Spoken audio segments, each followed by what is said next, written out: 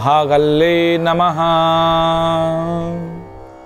शुभं मस्त सर्वजगतां परहित निरता भवन्तु भूतगणा दोषा प्रयन्तु शांति सर्वत्र सुखिं भवतु लोकाः। नमस्कार दर्शक बंधु, जय जगन्नाथ। दर्शक बंधु, आज आश्विन मास कन्या 6 दिन सेप्टेम्बर 22 तारिख रही जहाँकि सोमवार अर्थात चंद्रंकर बार, देवदेव महादेवंकर बार। आज नवरात्र पूजा आरंभ होउची। जगज्जननी माँ आविर्भाव घटिब अर्थात नवरात्र जो माने करुचंती आज होउची आरंभ दिन अर्थात सेप्टेम्बर 22 तारिख। आज दिन में माँ नवरात्र पूजार प्रथम दिन श्री विरजा देवींकर रथयात्रार आज आरंभ दिन जहाँकि अति पवित्र दिन रही। तिथि प्रतिपदा रही, उत्तरा फाल्गुनी नक्षत्र रही। दिन 11:24 पर्यंत यापर हस्ता नक्षत्र आरंभ हे। चंद्र रही कन्या राशि रे, चंद्रमा अहोरात्र रहिबे। जोग शुक्ल जोग रही, किस्तुंगुन करण रही। रव्यंश जदि आमे देखिबा 4 अंश 40 कला एवं 24 विकला पर्यंत गति करुछंती।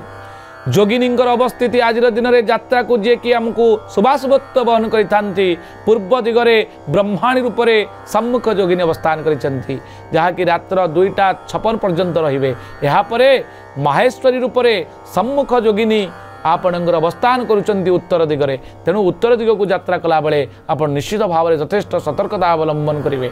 शुभ समय जदि आमे देखिबा दिन 8:39 मध्य आपणकर शुभ समय रही अर्थात सूर्योदय ठारू दिन 12:48 रु 3:11 पर्यंत, रात्र 8 रात्र 11:13 पर्यंत, रात्र 1:37 रु 3:14 पर्यंत रही। चंद्रशुद्धि जदि आमे देखिबा ताहले मेष, वृष, कर्कट, सिंह, कन्या, बिछा, धनु, मकर एवं मीन राशि रे चंद्रशुद्धि रही।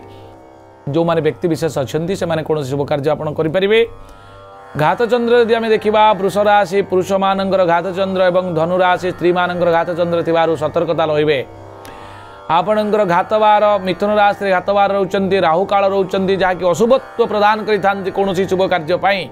ता हेउची समय दिन 7:08 रु 8:37 पर्यंत। कालरात्रि रहउचंती रात्र 1:07 रु रात्र 2:38 पर्यंत। आज दिन में आपण पानी कखारु खातु ना दर्शक बंधु। जदि आज आपण परिवार रे कौनसी पिलाटे जन्म ग्रहण करुची ताहले तार उत्तरा फाल्गुनी नक्षत्र हेब, तार कन्या राशि प्राप्त हेब। 12/6 नरगण टरे उकारे टो प एवं पर हर्षकारे पी अक्षर नामकरण करंतु। दिन 11:24 पर हस्ता नामी नक्षत्र कन्या राशि भोग हेब। 13/6 पर हर्षकारे पु स न एवं ठ अक्षर तार नामकरण करंतु। रज दर्शन जदि कन्यांकर प्रथम करी आज दिन में ऋतुवती होउचंती रजचक्र कौन समस्या नहीं, तांकर सौभागिनी जोग रही। पुष्कर जदि आमे देखिबा दिन 11:24 मध्य एवं रात्र 2:56 पर एकपाद पुष्कर। गो पशु गोत्र संपद नाश होवार संभावना थिबारु अन्नादि तिलकांचन दान करंतु।